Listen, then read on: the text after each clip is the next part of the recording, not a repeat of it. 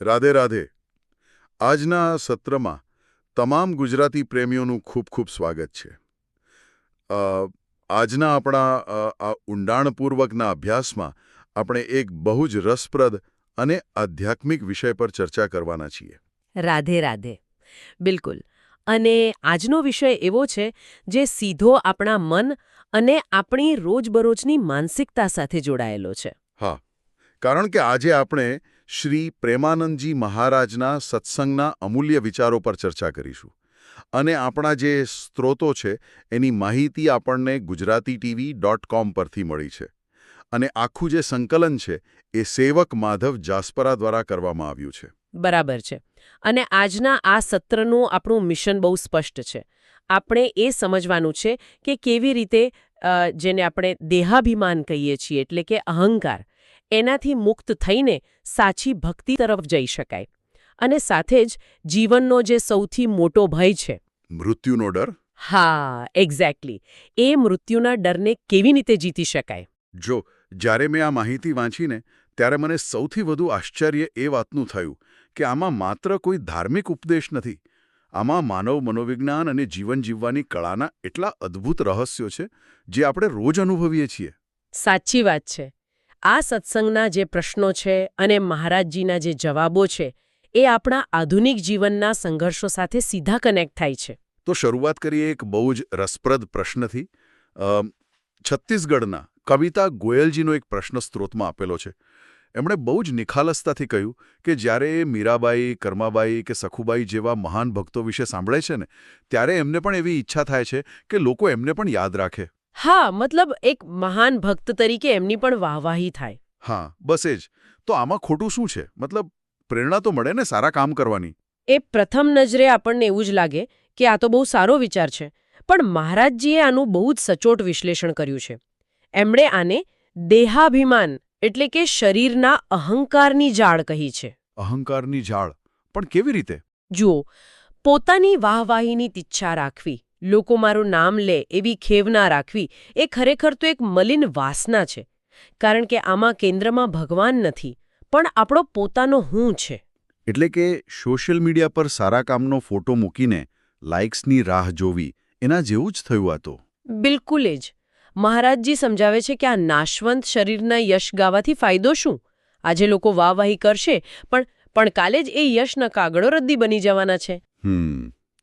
ઇતિહાસમાં મોટા મોટા રાજાઓ પણ માત્ર કાગળ પર જ રહી ગયા છે. એક્ઝેક્ટલી. એટલે સ્ત્રોતમાં બહુ જ ઊંડાણપૂર્વક સમજાવ્યું છે કે જ્યારે માણસના યશના કાગળો રદ્દી બની જાય છે ને ત્યારે ઈશ્વરના દરબારમાં માત્ર દૈન્ય એટલે કે નમ્રતાનો જ આદર થાય છે. સાચી વાત છે. અને આના માટે સ્ત્રોતમાં હનુમાનજી અને શબરી માતાનું બહુ સરસ ઉદાહરણ આપ્યું છે. એમણે ક્યારેય એવું નથી વિચાર્યું કે લોકો એમના મંદિરો બનાવે કે એમને મહાન માને. હા, શબરી માતા તો પોતાને અધમ માનતા હતા, અત્યંત સામાન્ય. અને હનુમાનજી પોતાને માત્ર એક સેવક માનતા હતા. વર્તાવ કરે. આ બહુ જ વ્યાજબી પ્રશ્ન છે. અને આપણા સ્ત્રોતમાં જયપુરના માતાદીનજીએ પણ આવો જ એક સવાલ પૂછ્યો હતો. એમણે રામસુખદાસજીના પ્રભાવ વિશે વાત કરી અને પૂછ્યું કે સાચો સંત કોને કહેવાય? હા, તો આ સાચા સંતની વ્યાખ્યા શું આપી છે? મહારાજજી કહે છે કે સાચો સંત એ છે જેનામાં કર્તા કે ભોગતાનો કોઈ ભાવ જ નથી. કર્તા કે ભોગતાનો ભાવ નથી એટલે કે મેં આ કર્યું છે એવો અહંકાર નથી. બિલકુલ. તે તો માત્ર ભગવાનના ઈશારે એક કઠપૂતળીની જેમ નાચે છે. પણ જો માણસ કઠપૂતળી બની જાય તો પછી એ નિષ્ક્રિય ન થઈ જાય? ના, એવું નથી. કઠપૂતળી નિષ્ક્રિય નથી હોતી. એ નૃત્ય તો કરે જ છે, પણ એ સ્વીકારે છે કે દોરી કોઈ બીજાના હાથમાં છે. આજે લોકો શું કરે છે? લોકો સન્માનમાં સુખ શોધે છે. હા, અને એ જ સન્માન પાછળ જતા શોકનું કારણ બને છે. થવું. કૃષ્ણાકાર. આનો અર્થ શું લેવાનો? મતલબ જેનું મન, બુદ્ધિ અને ચિત્ત સંપૂર્ણપણે કૃષ્ણના આકારમાં ઢળી જાય, પછી એનામાં અને ભગવાનમાં કોઈ ભેદ રહેતો નથી. આવા સંતોને તમે રામ કહો કે સંત કહો, બંને એક જ છે. અદ્ભુત વાત છે આ. પણ પ્રેક્ટિકલી વિચારીએ તો માણસનું મન આટલું જલ્દી તો સમર્પિત થતું નથી. જોધપુરના જાનકી ચૌહાણજીનો જે પ્રશ્ન છે ને એ બહુ જ વાસ્તવિક છે. હા, એમણે પૂછ્યું હતું કે શું બધેથી હારી ગયા પછી જ એટલે કે ઠોકર વાગ્યા પછી જ ભગવાન યાદ આવે છે? હા, અને મોટે ભાગે આપણે સમાજમાં એવું જ જોઈએ છે કે દુઃખ પડે ત્યારે જ લોકો મંદિરે દોડે છે. એ વાત ઘણી હદે સાચી છે, પણ એવું સંપૂર્ણપણે જરૂરી નથી. સ્ત્રોતમાં સ્પષ્ટ કર્યું છે કે અમરીશ રાજા પાસે તો અઢળક સંપત્તિ હતી, તો પણ એ પરમ ભક્ત હતા. પણ હા, ક્યારેક સંસારની ઠોકર સાચો રસ્તો બતાવી દે છે. અને આ ઠોકરની વાત આવે એટલે સ્ત્રોતમાં પેલી બિલ્વમંગલજીની જે કથા આપી છે એ તો ખરેખર રૂંવાળા ઊભા કરી દે તેવી છે. હા, એ કથા બહુ જ પાવરફુલ છે. શ્રોતાઓ માટે હું ટૂંકમાં કહું તો બિલ્વમંગલજીને ચિંતામણી નામની એક વેશ્યા પ્રત્યે એટલી હદે આસક્તિ હતી કે પિતાના શ્રાદ્ધના દિવસે પણ એ તોફાની રાતે એને મળવા નીકળી પડ્યા. હા, અને નદી પાર કરવા માટે એમણે એક લાકડું પકડ્યું, જે ખરેખર લાકડું નહોતું, પણ એક તરતી લાશ હતી. અને દિવાલ કૂદવા માટે દોરડું સમજીને એમણે સાપ પકડી લીધો. બરાબર. આ બતાવે છે કે માણસ વાસનામાં કેટલો અંધ થઈ શકે છે. પણ જ્યારે એ ત્યાં પહોંચ્યા ત્યારે ચિંતામણીએ એમને જે ઠપકો આપ્યો. હા, એ બહુ મોટો ટર્નિંગ પોઈન્ટ હતો. એણે કહ્યું કે જેટલો પ્રેમ આ હાડમાસના શરીરને કર્યો છે એટલો ભગવાનને કર્યો હોત તો ઉદ્ધાર થઈ ગયો હોત. અને આ શબ્દો એક ભયંકર ઠોકર સાબિત થયા. એમની આંખો ખુલી ગઈ. પણ પછી રસ્તામાં ફરી એકવાર એમનું મન ભટક્યું ને, ત્યારે એમણે જે કર્યું એ તો અત્યંત કઠોર હતું. એમણે પોતાની જ આંખોમાં સોય ભૂંકી દીધી. હા, કારણ કે એ ઈચ્છતા નહોતા કે ફરી ક્યારેય આ સંસારનું રૂપ એમને વિચલિત કરે. પણ આ કથાનો જે અંત છે એ સૌથી મહત્વનો છે. જ્યારે એ અંધ થઈને કૂવામાં પડ્યા ત્યારે શું થયું? ભગવાને પોતે આવીને એમનો હાથ પકડ્યો. બિલકુલ.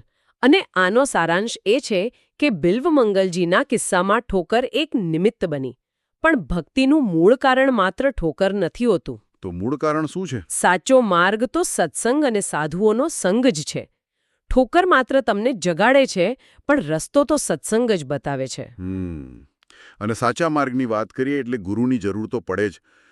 પરમેન્દ્ર સ્વામીજીએ પણ આ જ પૂછ્યું છે કે જેનો કોઈ પ્રગટ કે ભૌતિક ગુરુ ન હોય એનું શું થાય? આ મૂંઝવણ ઘણા લોકોને હોય છે, પણ મહારાજજીનો જવાબ બહુ સ્પષ્ટ છે. કૃષ્ણમ વંદે જગદગુરુમ.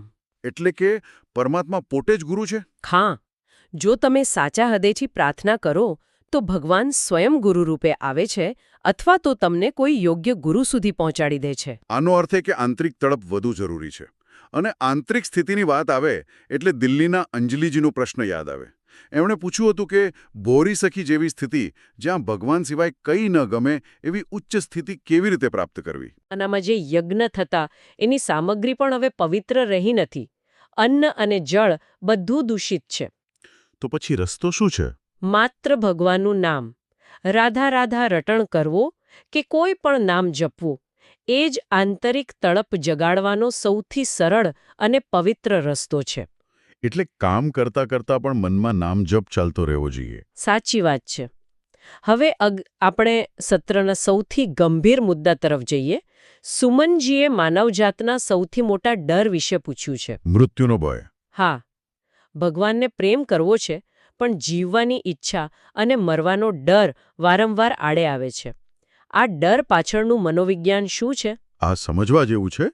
જો આપણે બધા મૂળભૂત રીતે અવિનાશી પરમાત્માના અંશ છીએ. અવિનાશી એટલે? જેનો ક્યારેય નાશ ન થાય. હા, એટલે આપણો મૂળ સ્વભાવ વિનાશનો નથી. પણ ડર એટલે લાગે છે કારણ કે આપણે એક બહુ મોટી ભૂલ કરી બેઠા છીએ. આપણે આ નાશવંત 5 તત્વોના શરીરને જ આપણું અસ્તિત્વ માની લીધું છે. એટલે પેલું વર્ચ્યુઅલ રિયાલિટી ગેમ જેવું. આપણે ગેમમાં અવતારને જ સાચો માની લઈએ અને ગેમમાં કંઈ થાય તો આપણે ડરી જઈએ. એક્ઝેક્ટલી. બહુ સરસ ઉદાહરણ આપ્યું તમે. વાસ્તવમાં મૃત્યુ જેવું કંઈ છે જ નહીં. એ તો માત્ર એક પ્રક્રિયા છે. આકાશ તત્વ આકાશમાં ભળી જાય છે અને વાયુ વાયુમાં. અને આત્મા તો અમર જ છે. પણ આ ભયમાંથી મુક્ત કેવી રીતે થવું? આના માટે સ્ત્રોતમાં પરીક્ષિત મહારાજનું જ જ્વલંત ઉદાહરણ છે.